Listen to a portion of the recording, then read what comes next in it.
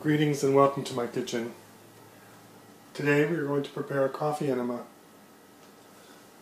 This is a coffee enema bucket. It holds approximately a quart. What one does when one begins the simplified version of a coffee enema, which this video is about, you fill this to the top with distilled water, and you pour it into your stainless steel receptacle on your stove.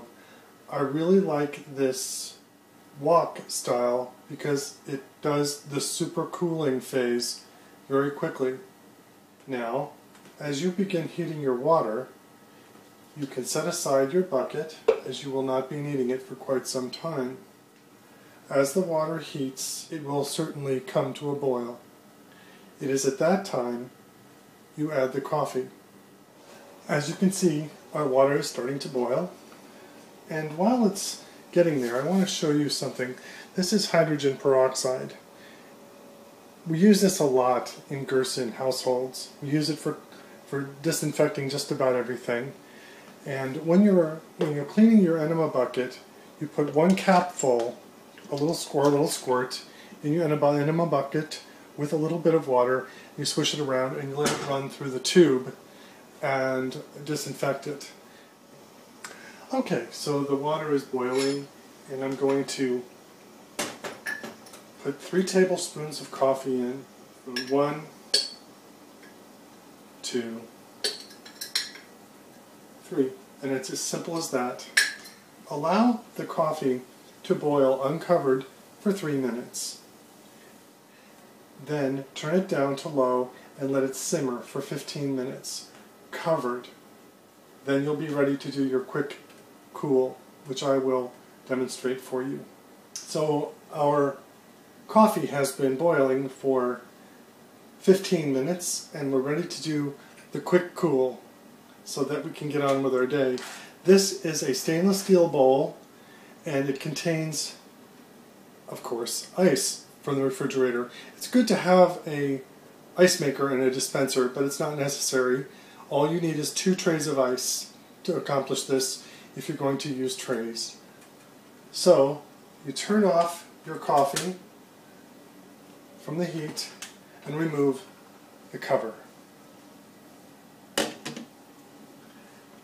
You shift the coffee to a cool burner, and you place the quick cool bowl into the coffee itself. So you removed it from the heat, and you're now rapidly cooling it.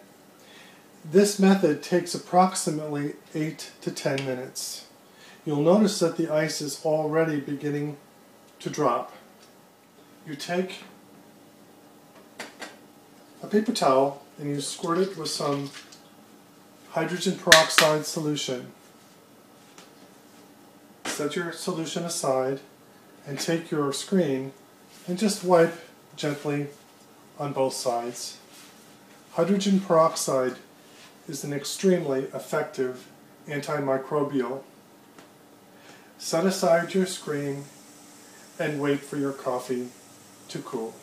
Now that we've made our coffee and it's cooling down and cleaned our screen, I want to show you what I use to check the temperature of my coffee. This is about a $15 item. It is a typical thermometer that is used in cooking, but it tests the temperature of any liquid instantly. This has taken 7 minutes. Set your thermometer aside and we'll be on our way shortly. I'm now going to add a little bit more ice since the former ice had melted. The temperature is down to about 104. It's been cooling for about 7 minutes in this rapid cooling method that we're using. This will go another 2 to 3 minutes and we'll be at 98.6 degrees exactly.